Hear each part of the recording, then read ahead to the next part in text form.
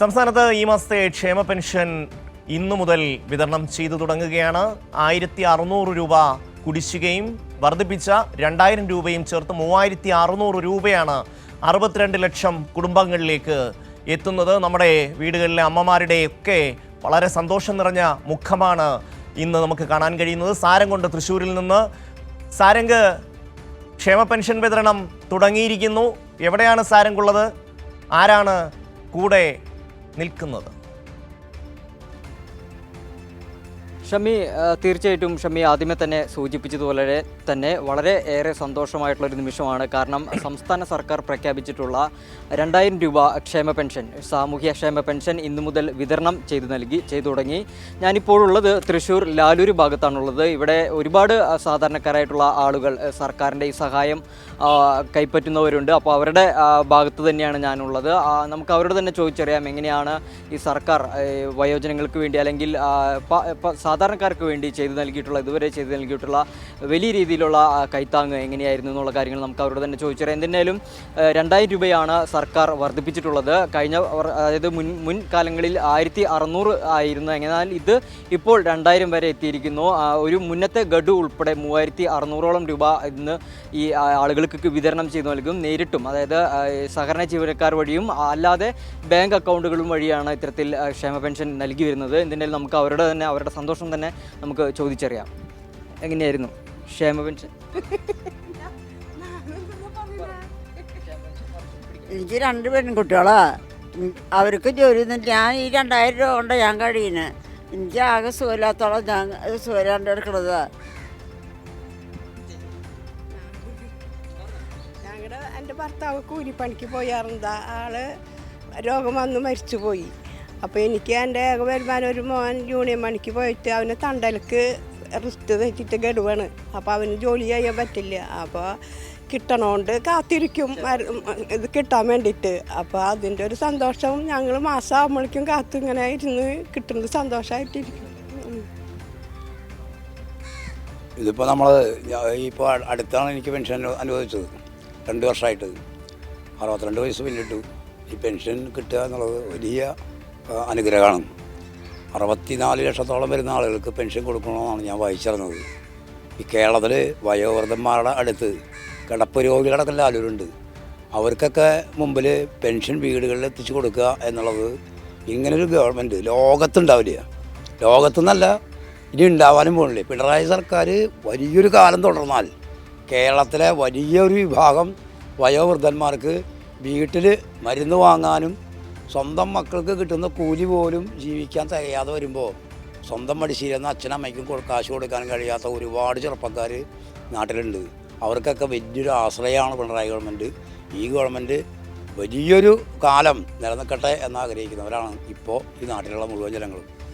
ഷമി, ഈ പറഞ്ഞ വാക്കുകൾ കേട്ടിട്ടുണ്ടായിരിക്കും. എന്തിനായാലും സാധാരണക്കാരായിട്ടുള്ള വീട്ടമ്മമാരാണ് ഇപ്പോൾ നമ്മളോട് പ്രതികരിച്ചത്. കാരണം വലിയ രീതിയിൽ ബുദ്ധിമുട്ടുകളും സാമ്പത്തിക പ്രതിസന്ധികളും അനുഭവിക്കുന്നവരാണ്, സാധാരണക്കാരാണ്, കൂലിപ്പണി ചെയ്ത് ജീവിക്കുന്നവരാണ്, അന്നന്നത്തെ അന്നത്തിന് വേണ്ടി കൂലിപ്പണി ചെയ്ത് ജീവിക്കുന്നവരാണ്. അപ്പോൾ ഈ അമ്മമാരുടെ വാക്കുകളിൽ തന്നെ നമ്മൾ കേട്ടിരുന്നു. അതായത് പലതരത്തിലുള്ള പ്രതിസന്ധികളിലൂടെ കടന്നു പോകുമ്പോഴും ഈ സംസ്ഥാന സർക്കാർ, അതായത് ഇടതുപക്ഷ സർക്കാർ നൽകുന്ന ഓരോ മാസവും നൽകുന്ന ഈ ക്ഷേമ പെൻഷന് വേണ്ടിയിട്ട് അവർ കാത്തിരിക്കുകയാണ്. അപ്പം എന്തായാലും വൈകാതെ തന്നെ അവരുടെ അക്കൗണ്ടുകളിലേക്കും അല്ലാതെയും പണം എത്തുന്നുള്ള ഒരു സന്തോഷത്തിലാണ് അവരുള്ളത്. ഷമി,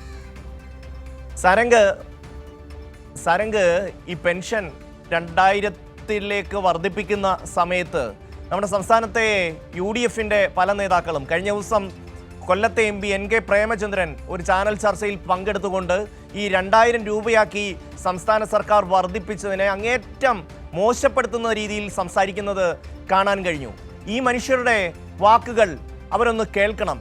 എത്രമാത്രം സാധുക്കളായ മനുഷ്യർ, ഭർത്താവ് മരിച്ചുപോയവർ, ജോലിയെടുക്കാൻ കഴിയാതെ ജീവിക്കുന്ന മനുഷ്യർ, അവർക്കൊക്കെ ഈ 1600 എന്നത് 2000-ആയി വർദ്ധിക്കുമ്പോഴുണ്ടാകുന്ന ഒരു സന്തോഷം, ആശ്വാസം, അതൊക്കെ നമ്മുടെ UDF-ന്റെ നേതാക്കൾ കൺതുറന്ന് ഒന്ന് കാണേണ്ടതാണ്.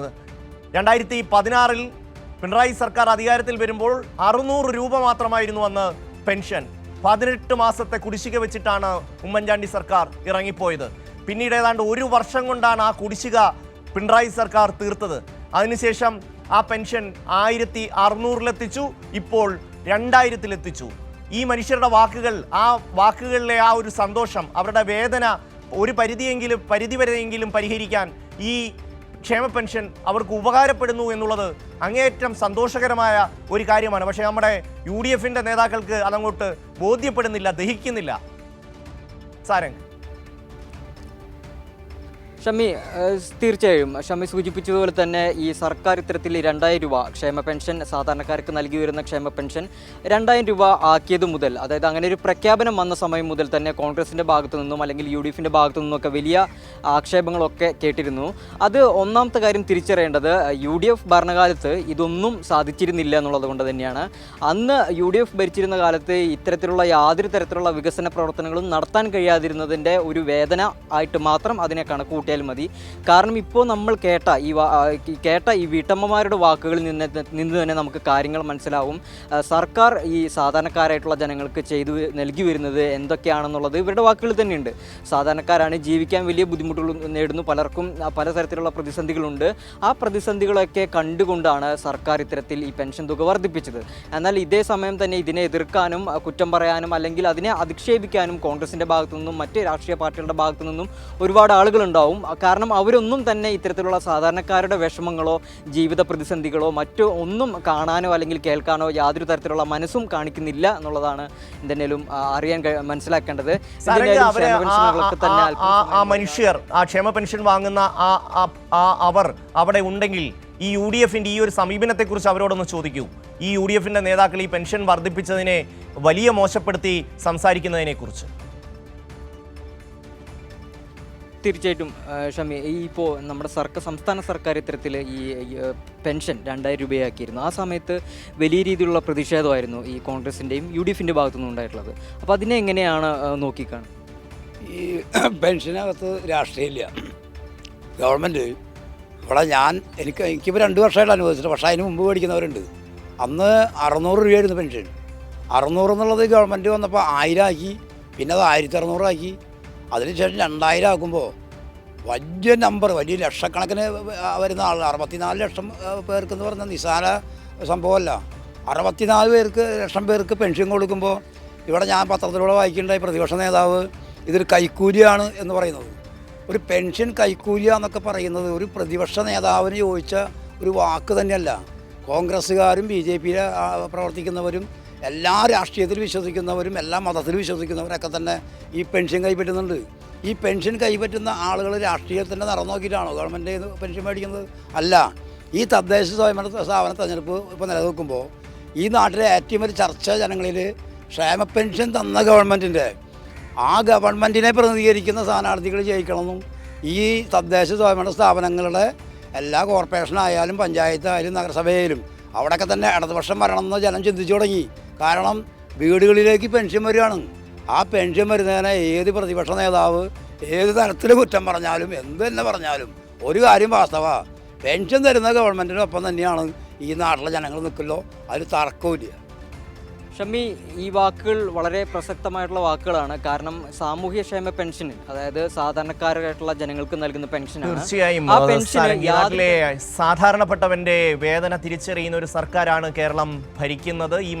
ഈ സാധു മനുഷ്യരുടെ വാക്കുകൾ NK പ്രേമചന്ദ്രൻ MP ഉൾപ്പെടെയുള്ള പ്രതിപക്ഷത്തെ നേതാക്കൾ ഒന്ന് സമയം കിട്ടുമ്പോൾ കേൾക്കണം എന്ന് മാത്രമാണ് പറയാനുള്ളത്. സാരംഗാണ് തൃശ്ശൂരിൽ നിന്ന് വിവരങ്ങൾ നൽകിയത്.